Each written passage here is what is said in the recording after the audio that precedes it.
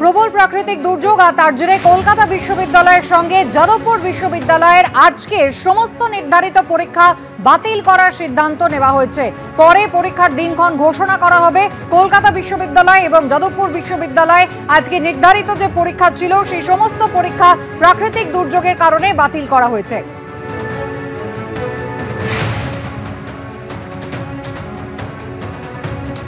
রাতভর টানা বৃষ্টি, 5 ঘন্টায় রেকর্ড বৃষ্টি, যার জেরে কলকাতা একেবারে জলমগ্ন। বিভিন্ন রাস্তায় সেই জলমগ্ন ছবি আমরা দেখতে পাচ্ছি। সাধারণ মানুষ চূড়ান্ত দুর্ভোগের শিকার হচ্ছেন।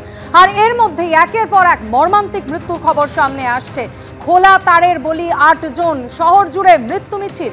জলমগ্ন নেতাজি নগর মোড়ে বিদ্যুৎস্পৃষ্ট হয়ে এক সাইকেল আরোহীর মৃত্যু হয়েছে। জমা জলে ফল ব্যবসায়ীর ভাসমান দেহ উদ্ধার হয়। সাইকেলের ব্যালেন্স হারিয়ে বিদ্যুতের খুঁটিতে হাত দিতেই অঘটন ঘটে। শর্ট সার্কিটে মৃত্যু হয়েছে এমনটাই অনুমান স্থানীয়দের। পাশাপাশি আপনাদের জানিয়ে রাখবো, কালিকাপুরে বিদ্যুৎস্পৃষ্ট হয়ে একজনের মৃত্যু হয়েছে। গড়িয়াহাটের বালিগঞ্জ প্লেসে একজনের মৃত্যু হয়েছে।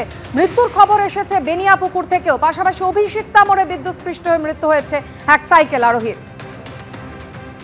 হিন্দোল দে আমাদের প্রতিনিধি আমাদের সঙ্গে রয়েছেন। হিন্দোল, একের পর এক মর্মান্তিক মৃত্যুর খবর সামনে আসছে।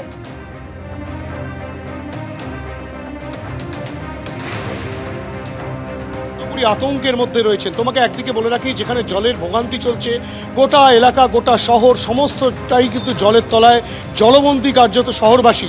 সেই জায়গাতে দাঁড়িয়ে মানুষ কিভাবে তাদের গন্তব্যে পৌঁছবেন সেটা বুঝে উঠতে পারছে না। তার মাঝেই কিন্তু একের পর এক জায়গায় যে খবর আসছে, বিদ্যুৎ স্পৃষ্ট হয়ে মৃত্যুর ঘটনার খবর কিন্তু আসছে।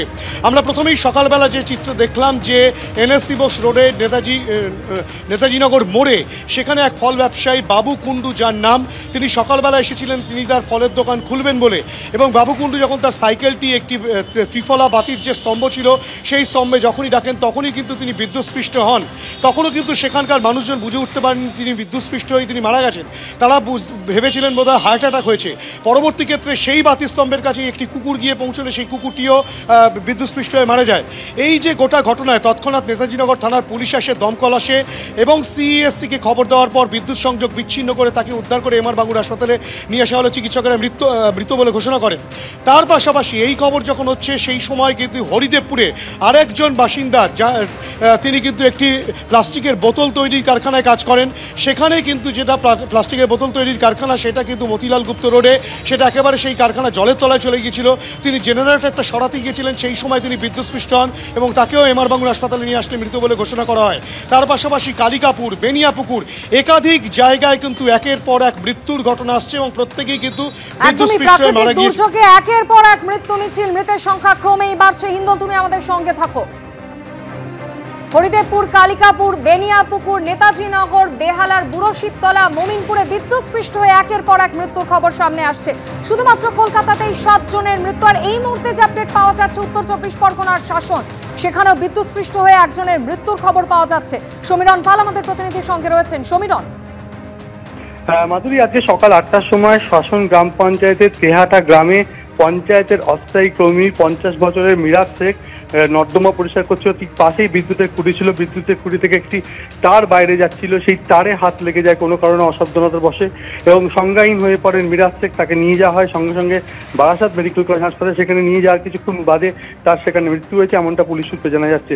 এবং যেটা জানা যাচ্ছে, নর্দমা পরিষ্কার করার সময় বিদ্যুতের খুঁটির তার লেগে বিদ্যুৎস্পৃষ্ট হয় মিরাজ শেখ এবং তারপরে হাসপাতালে নিয়ে গিয়ে তার কিছুক্ষণ বাদে মৃত্যু হয়। মাধুরী, ধন্যবাদ সমীরণ। অর্থাৎ প্রাকৃতিক দুর্যোগে একদিকে মৃত্যু মিছিল, অন্যদিকে বেলা বাড়লেও দুর্ভোগের ছবিটা কিন্তু এখনো বদলায়নি। বিভিন্ন জায়গায় চরম দুর্ভোগে পড়েছে নিত্যযাত্রীরা। আপনাদের আগেই জানিয়েছিলাম যে এই প্রাকৃতিক দুর্যোগের জেরে রেল পরিষেবা যেমন ব্যাহত হচ্ছে, মেট্রো পরিষেবাও ব্যাহত। এই মুহূর্তে সরাসরি একবার আপনাদের নিয়ে যাব টালিগঞ্জ মেট্রো স্টেশনের সামনে থেকে রয়েছেন প্রতিনিধি হিন্দোল দে। হিন্দোল, সকাল থেকে দেখেছি আমরা দুর্ভোগে পড়েছেন যারা নিত্যযাত্রীরা রাস্তায় বেরিয়েছেন। টালিগঞ্জ মেট্রো স্টেশনের সামনে তুমি রয়েছো, কি ছবি এই মুহূর্তে? দেখো, ছবি কার্যত যে চিত্র দেখা যাচ্ছে, সকাল থেকেই কিন্তু একটাই চিত্র, ভোগান্তি, যাত্রী ভোগান্তি। তুমি দেখতে পাচ্ছ রীতিমতো লাগেজ নিয়ে তারা পৌঁছবেন তাদের গন্তব্যে, কিন্তু তারা কোনো রকম কোনো যানবাহন পাচ্ছেন না। কিভাবে তারা পৌঁছবেন তারা বুঝে উঠতে পারছেন না। দীর্ঘ সময় কেউ বা দাঁড়িয়ে আছেন 1 ঘন্টা, কেউ বা 30 মিনিট ধরে অপেক্ষা করছেন তাদের গন্তব্যে যাওয়ার জন্য। ট্যাক্সি ভাড়া মাথা পিছু এখান থেকে এসপ্ল্যানেড পর্যন্ত 300 টাকা চাওয়া হচ্ছে। গোটা ট্যাক্সি ভাড়া করতে গেলে সেক্ষেত্রে 1300 টাকা ভাড়া চাওয়া হচ্ছে। আপনি কতক্ষণ ধরে দাঁড়িয়ে আছেন লাইনে বা এখানে অপেক্ষা করছেন? কতক্ষণ ধরে অপেক্ষা করছেন? কি পরিস্থিতি? আধ ঘন্টার বেশি হয়ে গেছে, আমি কিছু পাচ্ছি না, এখন বাসও পাচ্ছি না, প্লাস রাইড বুক করেছি সেটাও আসছে না। সমস্যার মধ্যে অবশ্যই অনেক সমস্যার মধ্যে। বুঝতে পারছো যাত্রীরা কিন্তু সমস্যার মধ্যে, তারা কিভাবে তাদের গন্তব্যে পৌঁছবেন সেটা তারা বুঝে উঠতে পারে না। ট্যাক্সির ছবিটা তোমাকে দেখাবো যে এখানে রীতিমতো দর কষাকষি চলছে। অর্থাৎ একদিকে রেল এবং মেট্রো পরিষেবা ব্যাহত, রাস্তায় বাসের দেখা নেই, আর এই পরিস্থিতিতেই একেবারে অ্যাপ ক্যাব এবং অ্যাপ বাইক তারা চড়া দাম হাঁকাচ্ছেন। অর্থাৎ চূড়ান্ত দুর্ভোগের শিকার নাজেহাল হতে হচ্ছে বাসিন্দাদের, সাধারণ মানুষকে। আর এরই মধ্যে শহরে জমা জলে বিদ্যুৎস্পৃষ্ট হয়ে পরপর মৃত্যুতে রাজ্যকে আক্রমণ করেছেন বিরোধী দলনেতা শুভেন্দু অধিকারী। জলমগ্ন শহরে মৃত্যু মিছিল, মৃতদেহ ভাসছে জমা জলে। সকাল সকাল এই দৃশ্য দেখে মন খারাপ হয়ে যায়, কিন্তু এই দুর্দশার জন্য দায় কার? এক রাতের বৃষ্টিতে এই কলকাতা সল্টলেক জলমগ্ন, ভাসছে শহর। বিপন্ন শহরবাসী, চরম দুর্ভোগ অফিস যাত্রীদের। আজকের দিনে যখন প্রযুক্তি এত উন্নত যে আগেই বৃষ্টির পূর্বাভাস পাওয়া যায়, কলকাতা এবং বিধাননগর পুর নিগমের মেয়রদের অদক্ষতা আর উদাসীনতার ফল শহরবাসীকে ভোগ করতে হয়। এরা পূর্বের অভিজ্ঞতা থেকে কোনো শিক্ষা নেয়নি, বারবার একই চিত্র বছরের পর বছর। Social media post Suvendu Adhikari.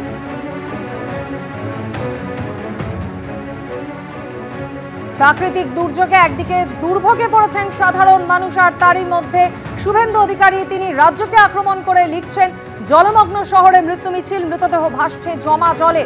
সকাল সকাল এই দৃশ্য দেখে মন খারাপ হয়ে যায়। প্রশ্ন তুলেছেন এই দুর্দশার জন্য দায় কার?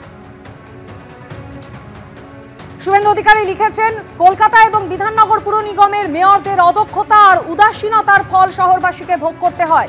এরা পূর্বের অভিজ্ঞতা থেকে কোনো শিক্ষা নেয়নি, বারবার একই চিত্র বছরের পর বছর। পোস্ট শুভেন্দু অধিকারী। গতকাল রাতভর টানা বৃষ্টি এবং যার জেরে একের পর এক মৃত্যুর খবর সামনে আসছে। মর্মান্তিক পরিণতি হয়েছে একাধিক শহরবাসীর। এখনো পর্যন্ত পাওয়া খবর অনুযায়ী 8 জনের মৃত্যু হয়েছে। অন্যদিকে বেলা বাড়লেও বৃষ্টি কমলেও এখনো পর্যন্ত দুর্ভোগের ছবিটা কিন্তু বদলায়নি।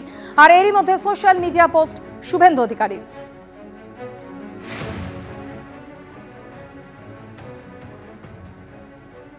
তৃণমূল কংগ্রেসের সোশ্যাল মিডিয়া সেলের ইনচার্জ দেবাংশু ভট্টাচার্যের সঙ্গে এই মুহূর্তে আমরা টেলিফোনে যোগাযোগ করে নিয়েছি।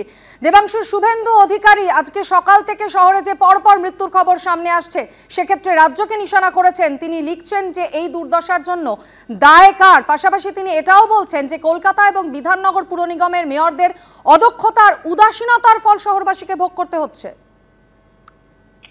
না, ও যে এত বড় বড় কথা বলছে, আমি তো ভেবেছিলাম যে পুজোর সময়টা অন্তত একটু রাজনীতি থেকে অন্য জায়গায় থেকে সাধারণ মানুষের মতো একটু আনন্দ করবে ব্যক্তিগত জীবনে, কিন্তু এখনো নোংরা রাজনীতি শুরু করে। ওর গোটা জীবদ্দশায় কোনোদিন 300 মিলিমিটার বৃষ্টি দেখেছে 5 ঘন্টায়? এই বৃষ্টি রেকর্ড বৃষ্টি আপনারাই দেখাচ্ছেন, আবহাওয়া দপ্তর বলছে। আর শুধু তাই নয়, এইবার যে অ্যাজ হোল গোটা বৃষ্টি বর্ষাকাল জুড়ে দেখলো, সেটা তো শুধু শহর কলকাতা দেখেনি। কলকাতা, মুম্বাই, দিল্লি, মানে ভারতবর্ষের কোন বড় শহর বলুন তো যে শহর এবার জলের তলায় যায়নি? কিন্তু তফাৎ একটাই, ভারতবর্ষের অন্যান্য শহরগুলো জলের তলায় গেছে টানা 4 দিন, 5 দিন, 6 দিন জলমগ্ন। ইভেন গুজরাট 7 দিনের উপরে জলমগ্ন। আহমেদাবাদ থেকে শুরু করে সুরাট থেকে শুরু করে বড়োদার মতো সিটি। কিন্তু কলকাতায় জল জমলে সেটা 24 ঘন্টার মধ্যে, মানে 7 থেকে 8 ঘন্টা ম্যাক্সিমাম, 24 ঘন্টা তার মধ্যেই পুরোপুরি ক্লিয়ার হয়ে যায়। আজকে যে বৃষ্টিটা হয়েছে তার তো কোনো আগাম ইঙ্গিতও সেই অর্থে ছিল না। রাত্রিবেলার মধ্যে যে এরকম বৃষ্টি হবে এটা কি কারো জানার কথা ছিল? প্রায় মেঘ ভাঙা বৃষ্টির মতো বৃষ্টি। সেই জায়গা থেকে দাঁড়িয়ে প্রকৃতির কাছে আমরা প্রত্যেকে অসহায়, কিচ্ছু করার কারোর হাতে থাকে না। কিন্তু এটা যত তাড়াতাড়ি জলটা নামানো যায় সেই চেষ্টায় প্রত্যেকে ব্রতী রয়েছে। আর এই পুজোর মুখে যে প্রাণগুলো হারিয়েছে আমরা কেউই চাইনি সেটা হারা, কিন্তু দুর্ঘটনা কারোর হাতে নেই। সেই জায়গা থেকে দাঁড়িয়ে শুভেন্দু বাবুকে বলবো এই সময়টা অন্তত রাজনীতি না করে পারলে আপনার বিজেপির কর্মী সমর্থক যদি কিছু থেকে থাকে অবশিষ্ট, তাদেরকে নিয়েও প্রশাসনের পাশে দাঁড়িয়ে এই সময় মানুষকে রিলিফ দেওয়ার কাজ করুন, রাজনীতি না করে। দেবাংশু, এখানেই আপনাকে বলবো যে বিরোধীরা এই প্রশ্নটা তুলছেন যে এই রকম একটা পরিস্থিতি যে হবে, আলিপুর আবহাওয়া দপ্তরের তরফ থেকে আগে থেকেই সতর্কবার্তা দেওয়া হয়েছিল, তাহলে কলকাতা পুরসভা কেন প্রস্তুতি নিল না? দেখুন, বৃষ্টি হবে সেটা বলা হয়েছিল, কিন্তু 5 ঘন্টার ব্যবধানে 300 মিলিমিটার বৃষ্টি, এই ধরনের রেকর্ড বৃষ্টি, সেটা কারোর আন্দাজে তো ছিল না। আর বৃষ্টি তো এইবারও হয়েছে বর্ষাকালে কলকাতায়, কিন্তু আপনি বলুন না একটানা কদিন জল জমেছে? বৃষ্টি যখন একটানা হয়েছে জল জমেছে, কিন্তু তারপর তো জল নেমেছে। এই কলকাতা শহরকে তো আমরা চিনি না। এই কলকাতা শহর আমরা যেটা আজ থেকে 10-15 বছর আগে দেখতাম, সেখানে একটা জল জমা মানে টানা 5 দিন জল জমে থাকতো, সে দৃশ্য আজকে কাউকে দেখতে হয় না। আর কলকাতায় জল জমবেই, কারণ কলকাতার শেপ একটা গামলার মতো, এখানে জল জমবেই, এটা আটকানোর ক্ষমতা কারণ নেই। কিন্তু যে 60টার উপরে 70টার কাছাকাছি পাম্প ইউজ করা হয়, সেই পাম্পগুলো ব্যবহার করে জল দ্রুত নামানো হয়। তো সেই জায়গা থেকে দাঁড়িয়ে সেই কাজটা পৌরসভা দক্ষতার সঙ্গে করেছে কিনা সেটা প্রশ্ন। আর সেই প্রশ্নের উত্তর হলো হ্যাঁ, সাকসেসফুলি করেছে এবং করতে পেরেছে।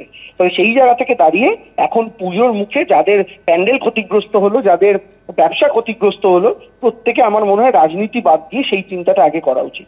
এখানেই দেবাংশু বিরোধীদের এটাও প্রশ্ন যে আপনারা যদি বিরোধী হতেন তাহলে কি এই প্রশ্নটা আপনারা তুলতেন না? না, আমরা বিরোধী তো বহু সময় হয়েছি এবং আমরা রিলিফের কাজ করেছি। মমতা বন্দ্যোপাধ্যায় বিরোধী থাকাকালীন প্রাকৃতিক বিপর্যয়ের সময় রিলিফের কাজ করেছেন, কিন্তু আজকে কটা বিরোধীকে রিলিফের কাজ করতে দেখেন? বন্যায় কটা বিরোধীকেই কলকাতা শহরে জমা জলে ওই পায়ের গোড়ালি অব্দি জলে সাঁতার কেটে নাটক করা ছাড়া, আপনাদের মিডিয়ার সামনে মুখ দেখানোর জন্য এইটুকু করা ছাড়া কটা রিলিফের কাজ করতে দেখেছেন? তো সমালোচনা তখনই গুরুত্ব পায় যখন সেই সমালোচনার সাথে সাথে কনস্ট্রাকটিভ ক্রিটিসিজমের সাথে সাথে মানুষের পাশে দাঁড়ানো উদ্দেশ্য হয়, কিন্তু সেটা আমাদের বর্তমান বিরোধীদের মধ্যে কারণ নেই, বিশেষ করে বিজেপির তো নেই। অনেক ধন্যবাদ দেবাংশু আমাদের সঙ্গে কথা বলার জন্য।